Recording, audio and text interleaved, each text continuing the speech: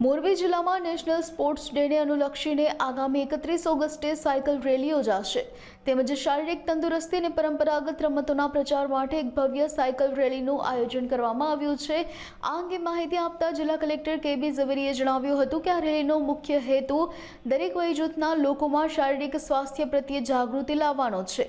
આ કાર્યક્રમ દ્વારા લોકોને પરંપરાગત રમતો અને સ્વસ્થ જીવનશૈલીનું મહત્વ સમજાવવાનો પ્રયાસ કરવામાં આવશે તેમજ કલેક્ટરે મોટી સંખ્યામાં વિદ્યાર્થીઓ, શિક્ષકો અને તમામ લોકોને રેલીમાં જોડાઈને આ અભિયાનને સફળ બનાવવા માટે અપીલ કરી છે। તારીખ 29 ઓગસ્ટ એટલે ભારત દેશના લીજેન્ડ અને હોકીમાં જેમને ભારત દેશનું નામ અને ગૌરવ વધાર્યા છે એમનો જન્મદિવસ છે।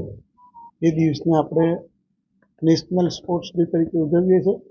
રાજ્ય સરકારે પણ આ દિવસને નેશનલ સ્પોર્ટ્સ ડેને ઉજવવાનું નક્કી કર્યું છે અને આપણે આપણી સ્કૂલો કોલેજોમાં આ દિવસ ઉજવીશું।